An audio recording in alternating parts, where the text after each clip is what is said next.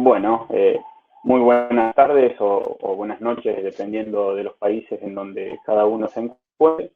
Eh, Mi nombre es Gonzalo López, yo pertenezco a la Sociedad Interamericana de Cardiología y es un honor para mí poder estar aquí presente esta noche y pudiendo compartir con ustedes esta muy interesante mesa. Primeramente quería agradecer al Comité Científico del Congreso Interamericano de Prevención Cardiovascular por haberme invitado y tenido en cuenta para esta mesa. Y también quería, por otro lado, no quería dejar de felicitar a los doctores Carlos Ponte y Vladimir Ullauri por el gran congreso y la organización que han tenido y muy profesional para este primer congreso interamericano de prevención cardiovascular.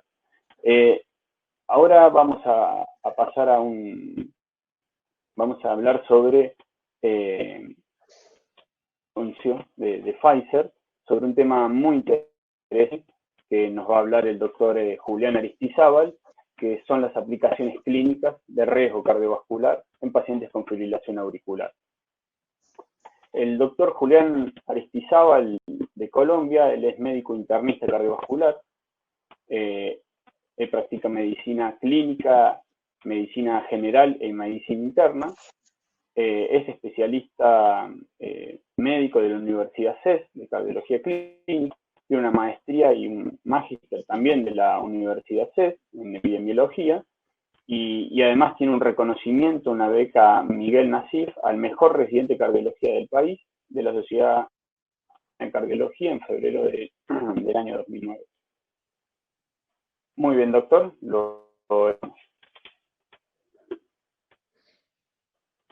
Perfecto. Doctor Pérez, muchas gracias. Muchas gracias a todos, a los organizadores por un esfuerzo académico increíble en un momento supremamente oportuno, en donde la necesidad de expandir el conocimiento realmente se convierte en prioridad para todos los que trabajamos en esto. Y un esfuerzo que vincule a tantos países de América, pues sin duda es completamente valioso y productivo para todos. Hoy queremos hablar de riesgo, pero desde una perspectiva un poco diferente a la convencional, del riesgo de que el paciente cotidiano, de alguna manera de reivindicar el paciente cotidiano y de cómo el valor de tratar las comorbilidades adquiere un peso increíblemente importante, porque algunas veces asumimos que ese riesgo está dado solamente por unos puntajes y olvidamos que la modificación o el impacto de terapias adecuadas que cotidianamente muchos clínicos podemos utilizar realmente puede cambiar la perspectiva y, por supuesto, el desenlace del paciente. Ese es un número creciente, cerca de 76 millones de personas, tal vez un poco menos que la población de Alemania. Desde que empezamos a hablar, cada 20 segundos alguien en el mundo ha sufrido un accidente cerebrovascular relacionado con fibrilación auricular. Es una cifra para nada despreciable. Y por eso la invitación, cuando un electrocardiograma se enfrenta a nosotros, es qué otras cosas debería tener en mente y qué más puedo pensar en cómo cambiar el panorama que aquel paciente tiene y tendrá en el futuro. Los interrogantes más importantes que probablemente no debería perder de vista son que la fibrilación auricular impacta la mortalidad aproximadamente 2 veces, que aumenta el riesgo de enfermedad cerebrovascular hasta 5 veces, que aumenta la falla cardíaca y que, por supuesto, y este vínculo es reciente, pero no por lo menos no tan importante, muy valioso, es que aumenta el riesgo de demencia, no solamente la demencia vascular. Y entonces la pregunta fundamental, si ese paciente que tenía ese electro y tiene fibrilación puede tener este panorama tan complejo, ¿qué podría hacer yo para modificarlo? Las guías recientes europeas son muy enfáticas en plantearnos diversos momentos, pero sobre todo en decirnos que una estrategia que vincule un diagnóstico oportuno, certero, estrategias de prevención del accidente cerebrovascular, farmacológico de algún tipo de intervención como el cierre de auriculilla, que han cambiado la mortalidad, estrategias cada vez más tempranas del control del ritmo, farmacológicas o de intervención como la ablación que hacemos cotidianamente y afortunadamente con resultados bien interesantes en algunos pacientes con el control de la frecuencia. Pero, y no de último, sino como factor fundamental que vincula esas estrategias anteriores, es manejar las comorbilidades. Y volvernos a las comorbilidades resulta tan importante que estudios previos, por ejemplo, estos datos del Biobanco del Reino Unido, nos dicen que en pacientes que tengan fibrilación auricular, la presencia de comorbilidades de entrada eleva el riesgo. Y aquel paciente que tiene hasta 3 comorbilidades, pues de entrada tiene 2 veces más riesgo. Y el paciente que tiene 4 o más comorbilidades tiene un riesgo de 3 a 4 veces de muerte comparado con un paciente con fibrilación auricular sin comorbilidades. Y esa presencia de comorbilidades podría ser entendida desde muchas perspectivas, pero la que los invito a mirar es cómo la fibrilación auricular es una expresión eléctrica de un problema que va mucho más allá de eso. ¿Y qué quiero decirlo? Que la fibrilación auricular, usualmente y como previamente en el Congreso Europeo de Cardiología mencionaban, no viene sola.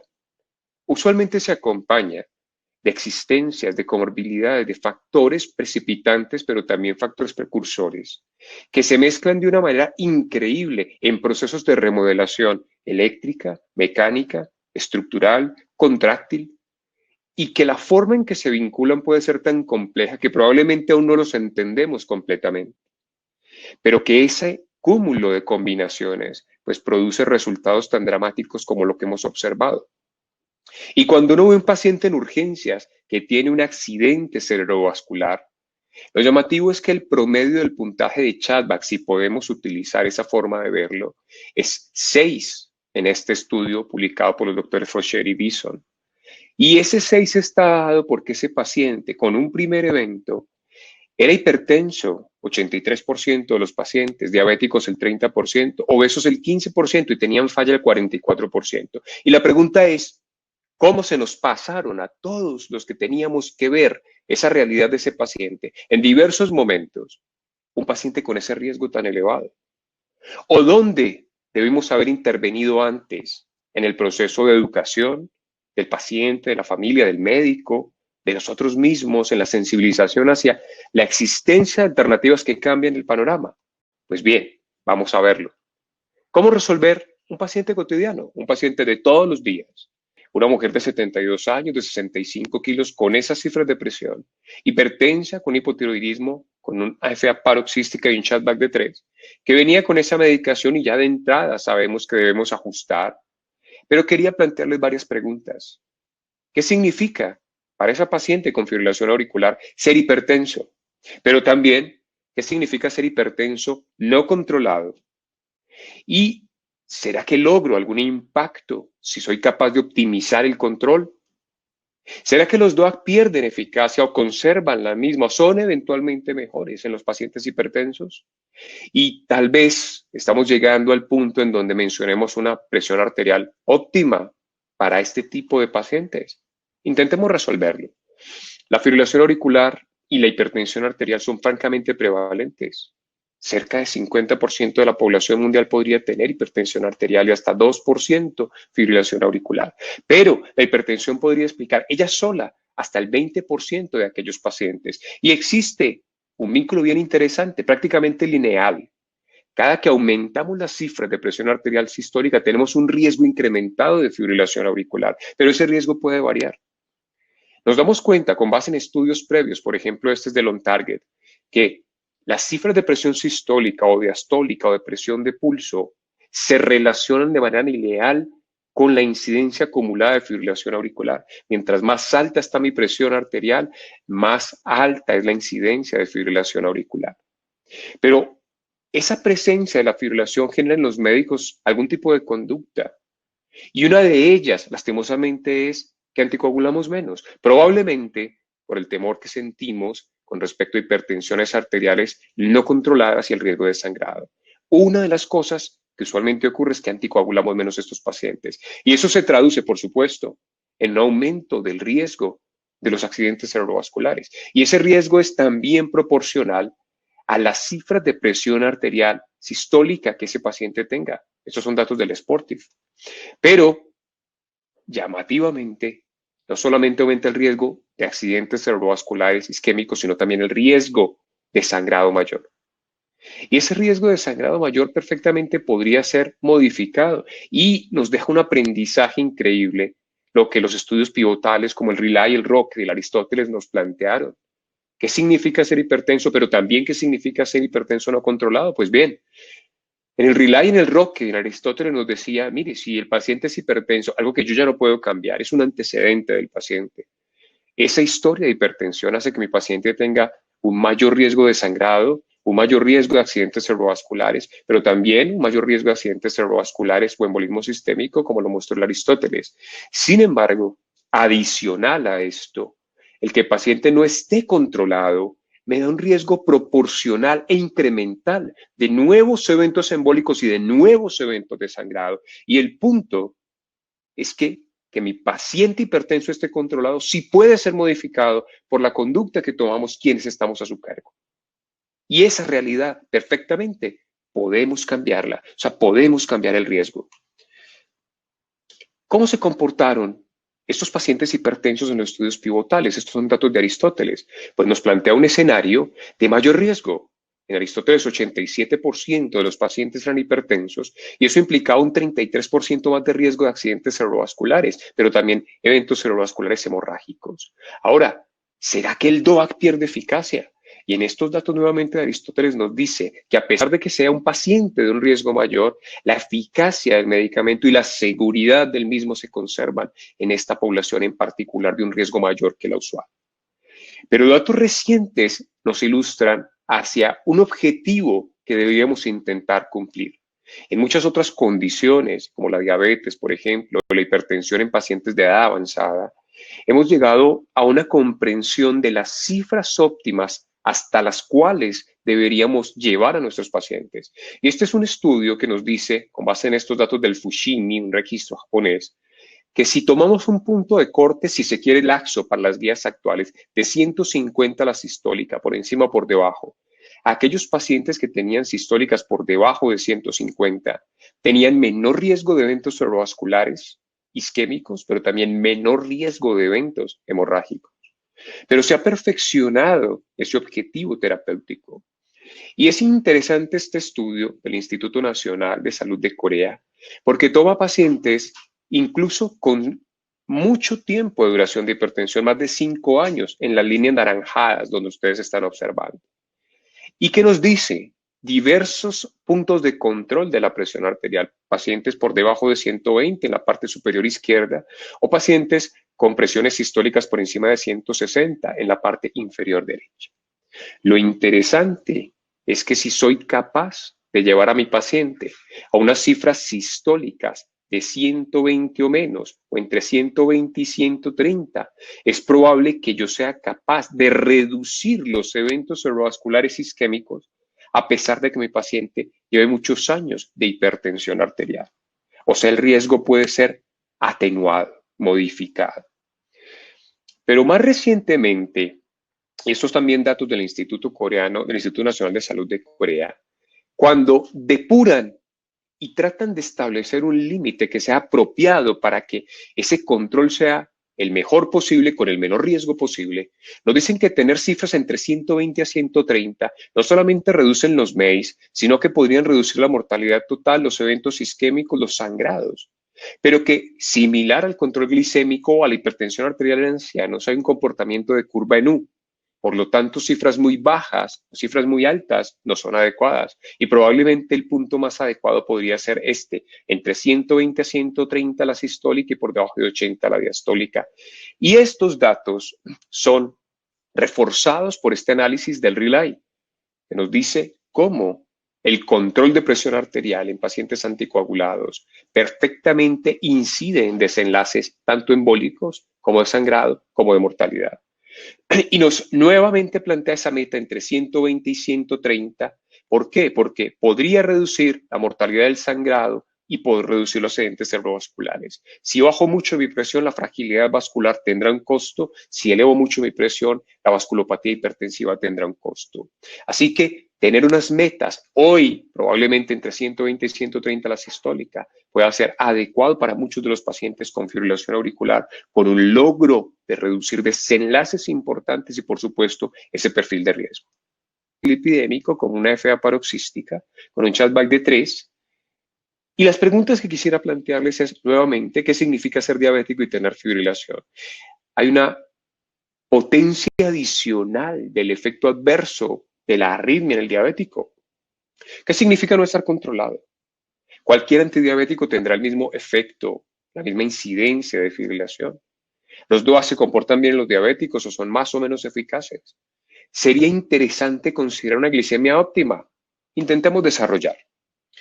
Todos conocemos que el paciente diabético tiene un estatus protrombótico increíblemente potente.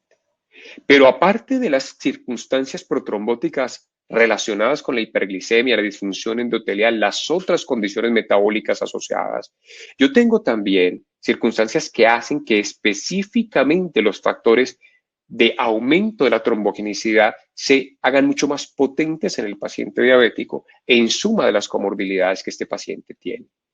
Y eso me lleva a entender que la incidencia acumulada de comorbilidades que pueden presentarse en este grupo de pacientes, en este caso la fibrilación, también tenga, de la misma manera que en la hipertensión, una relación lineal.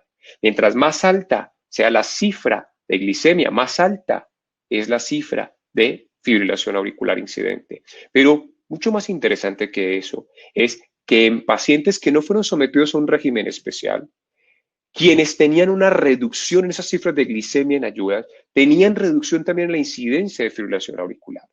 Y es una invitación a ser mucho más rigurosos en el tratamiento de esos pacientes. Pero visto desde la perspectiva del riesgo, la diabetes se considera uno de los factores más potentes y poderosos para predecir riesgo de accidentes cerebrovasculares, probablemente por todas esas características protrombóticas que mencionábamos. Pero la enfermedad por sí misma no explica todas las circunstancias. Miren, por ejemplo, las columnas en donde dice pacientes de Suecia y Dinamarca, como países tan cercanos y posiblemente tan similares desde el punto de vista de características de población, tienen un peso diferente del factor de riesgo diabetes para enfermedad tromboembólica. Así que el factor de riesgo tiene que ser analizado en un contexto en particular. Y este estudio es bien interesante porque me dice que la diabetes es suficientemente poderosa como la hipertensión para que, siendo un factor único, o sea, la única comorbilidad de mi paciente, a los 50 años el riesgo trombótico que otorga sería suficiente para considerar anticoagularlo de acuerdo con estos datos. Pero también debería tener en cuenta que la combinación de diabetes y fibrilación auricular es un vínculo para nada favorable. Esa combinación aumenta la mortalidad independientemente de la edad, la mortalidad total o la cardiovascular, la muerte súbita cardíaca, y por tanto se hace prioritario modificar ese perfil de riesgo. ¿Cómo lo logro? Pues bien, una de las cosas en las cuales debería insistir es que, dado que sabemos ahora que hay medicamentos suficientemente potentes para modificar el riesgo y los desenlaces cardiovasculares de los diabéticos, estos medicamentos también podrían tener un impacto en la fibrilación, y así parece ser. Mientras que la insulina se ha relacionado con un riesgo aumentado de fibrilación auricular y de accidentes cerebrovasculares, la metformina y nuevos medicamentos como los inhibidores de SGLT2 parecen tener un impacto favorable en reducir la incidencia de fibrilación auricular. Estos datos tan provocadores fueron reforzados con datos muy recientes del Declare-TIMI, de dapaglifosina, y nos muestran cómo la incidencia de fibrilación auricular es menor en una relación más o menos del 19% con respecto a los pacientes que eran tratados con placebo. Pero cuando miramos los subgrupos, nos damos cuenta que independientemente de la presencia previa de fibrilación auricular, ese beneficio se sostenía. O sea que podía modificar la presentación de nuevos eventos de fibrilación auricular paroxística. Y cuando analizamos una revisión sistemática y metaanálisis de 16 RCTs, nos damos cuenta que efectivamente esos inhibidores de SGLT2 no solamente disminuyen esa incidencia de fibrilación auricular, sino, y como ya lo sabemos, pueden reducir la mortalidad total y los desenlaces de falla cardíaca. Así que hay nueva información que se convierte en algo atractivo para los pacientes. ¿Cómo le va a los DOAC en este grupo de pacientes diabéticos de mayor riesgo? Pues, aunque tienen más eventos embólicos contra su contraparte no diabética, el DOAC se comporta de una manera equilibrada con respecto al beneficio de eficacia y seguridad. Pero de Aristóteles hay unos datos bien interesantes. Y algunas veces nosotros consideramos que el sangrado digestivo sigue siendo el más alto, y usualmente lo es, pero llamativamente en este grupo de pacientes nos dimos cuenta que el sangrado intraocular puede ser una de las presentaciones más frecuentes. Y por tanto, el paciente diabético anticoagulado debería ser evaluado por el oftalmólogo, el retinólogo o por un clínico con entrenamiento en evaluar fondo de ojo para detectar oportunamente circunstancias que sean favorables al sangrado, porque es uno de los sitios más frecuentes de sangrado. Pero cuando analizamos como grupo los anticoagulantes orales directos, nos damos cuenta que no hay una interacción entre los pacientes diabéticos y no diabéticos. Dicho de otra manera, el beneficio se conserva en la prevención de los eventos cerebrovasculares.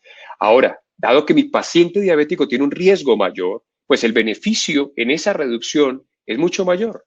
Y por tanto los DOAC logran impactos muy dramáticos con respecto a warfarin en aquellos pacientes diabéticos de un mayor riesgo embólico y un mayor riesgo de sangrado. Y cuando nos vamos a la información complementaria de lo que llamamos estudios de la vida real, este que se publica recientemente en Mayo Clinic Procedures nos dice que con un número de 150,000 pacientes aproximadamente, comparados con la warfarina, los DOAC pueden reducir tanto el accidente cerebrovascular isquémico como el sangrado, apixaban versus warfarina, dabigatran versus warfarina, el sangrado mayor, y rivaroxaban versus warfarina, el accidente cerebrovascular. Y cuando comparas los DOACs entre ellos a partir de análisis estadísticos específicamente diseñados para eso, te das cuenta que podrías obtener un beneficio adicional en reducir el riesgo embólico y de sangrado con apixaban cuando lo comparas, por ejemplo, con dabigatran ambos, embólico y de sangrado. Con rivaroxaban reduces el riesgo de sangrado, y cuando comparas dabigatran versus rivaroxaban reduces el riesgo de sangrado. O sea, hay perfiles diferenciales que pueden marcar puntos importantes en cómo yo trato a mi paciente. El peso es un factor de riesgo que conocemos se relaciona francamente con desarrollo de fibrilación auricular, pero los extremos del peso no han sido tan claramente estudiados o relacionados. Yo quería plantearles estos dos escenarios. En esencia son el mismo paciente, en esencia, pero la diferencia sustancial es que el uno pesa 51 kilogramos y el otro pesa 121 kilogramos. Y la pregunta que quiero plantearles es, ¿quién tiene mayor riesgo de eventos adversos relacionados con la fibrilación auricular? O sea, la diferencia no la dará el peso. Y probablemente apostaremos la mayoría a que el paciente con sobrepeso u obesidad tiene más riesgo. Llamativamente no es así. Este estudio bien interesante, que fue publicado el año anterior, nos dice que el paciente de bajo peso tiene un riesgo mayor de mortalidad si tiene fibrilación auricular comparado con el sobrepeso. También tiene una mayor mortalidad cardiovascular, mayor riesgo de sangrado mayor y mayor riesgo de eventos cerebrovasculares o de eventos embólicos sistémicos. Y esa paradoja de la obesidad que se ha visto en otros escenarios como la falla cardíaca, pues también cobra vigencia y nos llama a entender mejor la forma en que funciona esa relación entre el peso y la fibrilación, porque tal vez en algunos contextos ha sido descuidada. Nuevamente datos del Instituto Coreano, el Instituto Nacional de Salud de Corea, nos dice cómo le va a los pacientes de bajo peso. Llamemos la atención a los de bajo peso. Pues bien, aquí con 4 de los anticoagulantes disponibles en el mercado, el comportamiento con respecto a la reducción de eventos embólicos y hemorrágicos es muy coherente, le va mejor que a la warfarina. Pero cuando observamos el subgrupo de pacientes que requirieron dosis ajustada precisamente porque tenían criterios de ajuste, conserva ese beneficio en eficacia y en seguridad. Sin embargo, si cometemos el error de utilizar una dosis por fuera de la etiqueta, por fuera de los criterios de ajuste de dosis, porque tengo la idea de que mi paciente es frágil y simplemente bajo el peso sin seguir los criterios, pues ¿qué estoy haciendo? Estoy aumentando el riesgo de eventos cerebrovasculares, de eventos de sangrado mayor y de mortalidad. Y esta tentación deberíamos evitarla, porque ocurre hasta en 1 de 3 pacientes anticoagulados en varias latitudes y las consecuencias repetitivamente son desfavorables. Si vamos al otro extremo, a los pacientes obesos, pues las guías americanas del año anterior ya nos llaman la atención con respecto a que deberíamos incrementar programas de tratamiento que pretendan reducir el peso de manera sostenida en los pacientes obesos con fibrilación. Y ya lo sabemos cuando hacemos ablación, que el paciente obeso, que el paciente que tiene apnea del sueño, no tiene los mismos desenlaces que el paciente que no tiene esas enfermedades cuando le hace la ablación. Las tasas de recurrencia son mayores. Pero uno se podría plantear con respecto a los anticoagulantes directos y la obesidad preguntas muy válidas que tienden a cuestionarnos acerca de si las características farmacológicas se sostienen o varían. Y teóricamente pueden variar. ¿Por qué? Porque la absorción del medicamento puede ser, por supuesto, más difícil de predecir. No se diga cuando hay una cirugía de algún tipo de reducción de peso. Los volúmenes de distribución pueden cambiar, por supuesto. El metabolismo podría cambiar también. La depuración renal va a cambiar de manera importante y, consecuentemente, la vida media del medicamento se podría alterar. O sea, al menos vale la pena preguntarse si hay algún tipo de cambio. Sin duda deberíamos preguntarnos. Y analicemos esta situación. Cada vez es más frecuente que el paciente tenga una cirugía de reducción de peso. Y miremos dónde se absorben los anticoagulantes orales. En esencia, en estómago y duodeno y un tanto en yeyuno, la mayoría de ellos. Pero hay dos circunstancias también a tener en cuenta. Uno es la concentración de glicoproteína P y, por supuesto, la concentración de citocromos. Y nos damos cuenta que la absorción es estómago, duodeno y yeyuno, pero que la concentración de glicoproteína y de citocromos aumenta tal vez un poco más distal, pero es variable. Así que cuando yo tengo una cirugía como una Y-de-Rux, voy a obtener cambios muy importantes, tanto en la absorción como en el metabolismo y en las interacciones, que es difícil de predecir. Algo parecido ocurre con el sleeve gástrico o con las bandas gástricas y no se diga con una derivación. Por eso yo tengo que tener en cuenta cuál es el tipo de cirugía para tratar de definir si el medicamento puede ser más o menos predecible y debo individualizar la situación. Pero hablemos de los pacientes con sobrepeso u obesidad en Aristóteles. No eran pocos pacientes. Miren estas cifras. 37% de los pacientes, estamos hablando de cerca de 18,000, eran pacientes con sobrepeso. 40% obesos y de esos obesos 5% tenían al menos 120 kilos de peso. O sea, no es un número despreciable. Nuevamente se repite un hallazgo llamativo de la paradoja de la obesidad. Los pacientes obesos comparados con los de peso normal tienen menor riesgo de muerte y menor riesgo de eventos cerebrovasculares. ¿Por qué explicarlo? Hay que entenderlo y hay que investigar a profundidad. Pero esta gráfica o este par de gráficas son supremamente valiosas. Miren lo que ocurre. A su izquierda está accidente cerebrovascular o embolismo sistémico y a la derecha sangrado mayor, discriminados de acuerdo con el peso. En la línea de las X está el peso cada 20. La parte izquierda de esa gráfica nos muestra a los pacientes entre 40 y 60 kilos. Miren ustedes en accidentes cerebrovasculares o embolismo sistémico. Los pacientes de menos de 60 kilos tienen más riesgo de eventos cerebrovasculares o embolismo sistémico que los pacientes obesos. Y cuando miras al otro lado, la otra gráfica, se repite. Los pacientes por debajo de 60 kilos tienen más riesgo de eventos de sangrado mayor con respecto a los pacientes obesos. ¿Y los anticoagulantes cómo se comportan en esos dos extremos? ¿Cómo se comportó apixaban? Pues bien, en pacientes por debajo de 60 kilos, ese valor adicional de tener un criterio de ajuste podría ser beneficioso. No perdió eficacia. Miren ustedes, la reducción de eventos cerebrovasculares es del 37% comparado con warfarina. Y en pacientes por encima de 120 kilos hasta 140, del 79% con respecto a warfarina. Una eficacia que se conserva. Cuando vas a sangrado mayor, logras algo muy importante. Si sabes que ese paciente es frágil y eventualmente requiere un criterio de ajuste, vas a tener protección y reducción de riesgo de sangrado. 45% de reducción de eventos de sangrado mayor comparado con warfarina en pacientes por debajo de 60 kilogramos de peso. Y por encima de 120, 54% de reducción comparado con warfarina. Es decir, en esos extremos de peso estamos hablando que se conserva el beneficio de eficacia y seguridad de una manera muy equilibrada.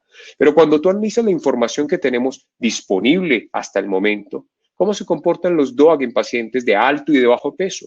Pues bien, tenemos información con respecto a los pacientes de un peso alto, usualmente hasta 140 kilos.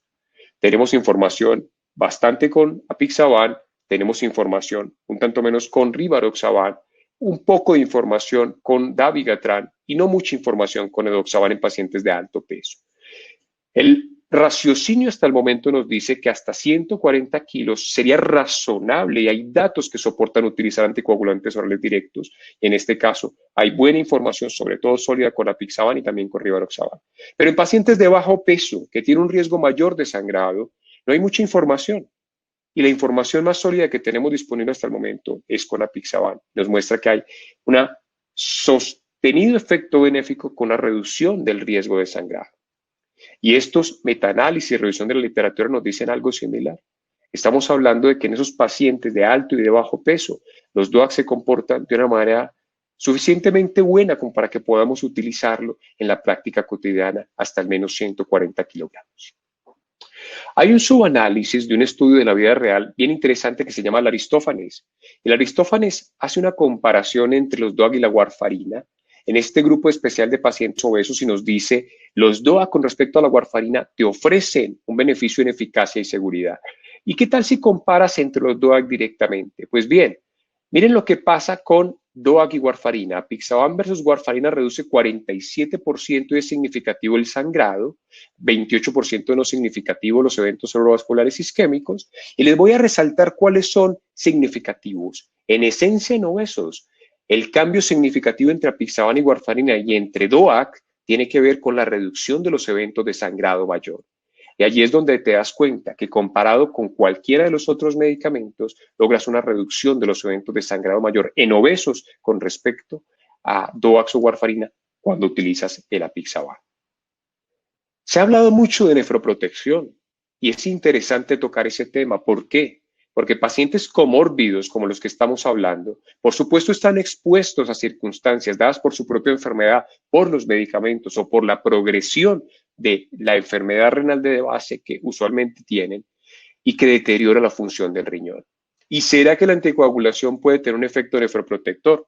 ¿O cuáles parámetros son los que se modifican? La creatinina, la depuración, la definición de insuficiencia renal aguda. ¿Es un beneficio de alguno de los DOAC o es un beneficio de los DOAC como grupo? ¿Y qué desenlaces clínicos cambiaron? Analicémoslo de esta manera. En la población general, uno espera aproximadamente una disminución de esa función renal entre 0.3 a 0.5 mililitros por minuto por 1.7 metros cuadrados por año.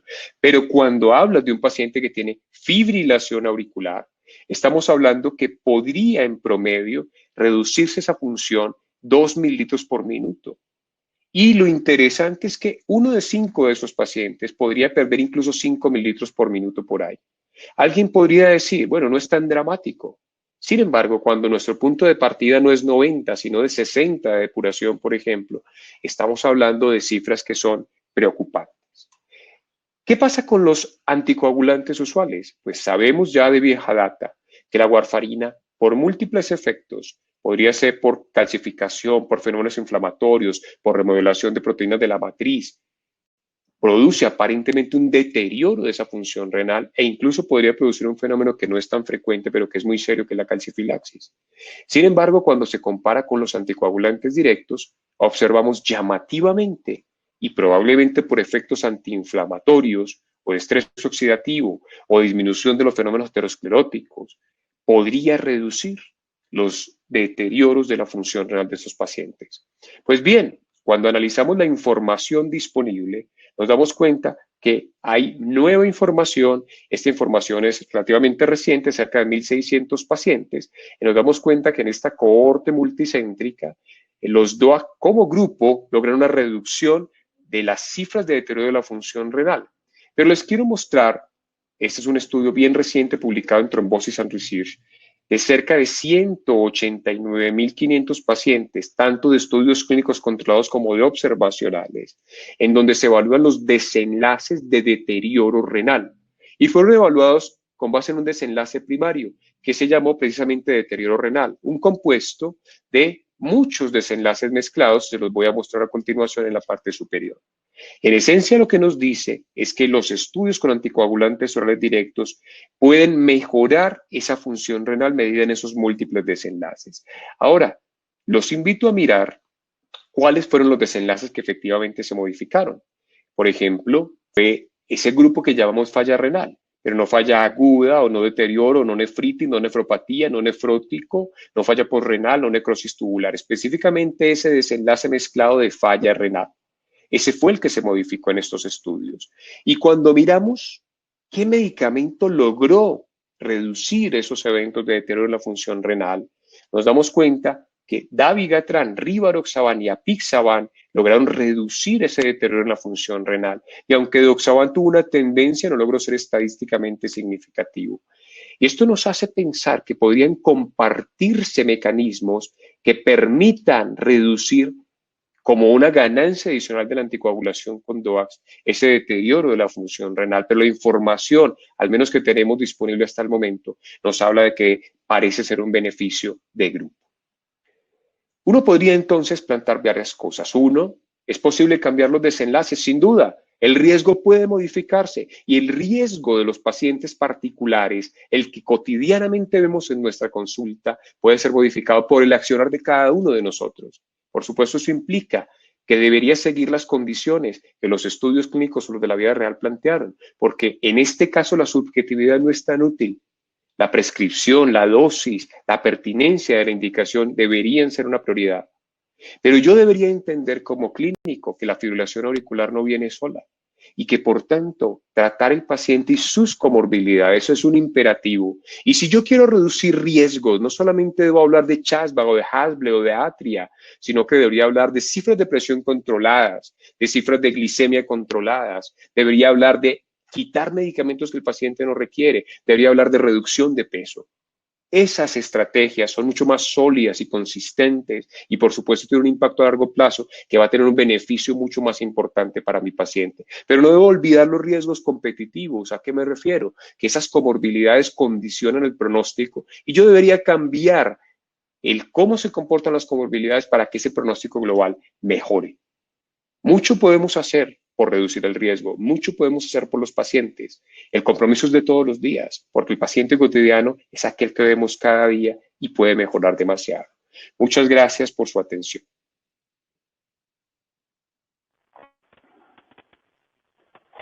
Muy bien, doctora Aristizábal, excelente presentación y disertación, conceptos muy claros. Vamos a pasar en honor al tiempo a unas preguntas. Dentro del público, la doctora Hernández, Monfardini Lucía, lo que pregunta es si la obesidad es una paja desde el punto de vista de los eventos con la utilización de DOACs en pacientes con fibrilación auricular, ¿hasta cuándo debemos planear el descenso de peso en estos pacientes? Muchas gracias, doctor Pérez. Es una muy interesante pregunta, sobre todo muy vigente.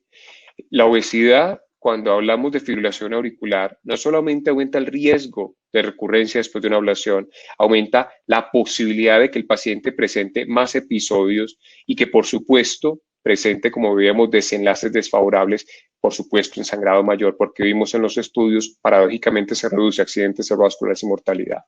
¿Por qué tratar la obesidad?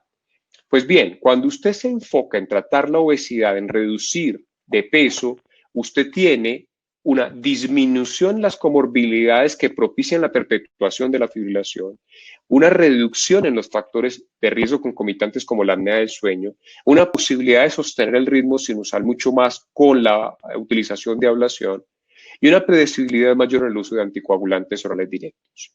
Hay varios estudios en Norteamérica, uno de ellos que se llama Legacy, que nos habla de la importancia de reducir de peso, pero nos habla de la importancia de tener reducciones sostenidas en el peso. Y nos muestra una gráfica bien interesante cómo aquel paciente, que es el que usualmente ocurre, baja de peso y luego sube de peso y luego baja de peso. No tiene una reducción tan importante en la disminución del riesgo de recurrencia de fibrilación como aquel paciente que tiene una reducción lineal y sostenida del peso. Y eso implica que utilicemos equipos de trabajo especializados que nos den soporte, no solamente en la decisión de anticoagular, sino en la decisión del manejo de las comorbilidades del paciente. Bien, doctor, muy clara y el concepto. Yo le quería hacer otra pregunta, más que nada desde el punto de vista práctico. Si hablamos de que hay variaciones en los eventos en pacientes con pesos extremos, sobre todo los pacientes que tienen bajo peso.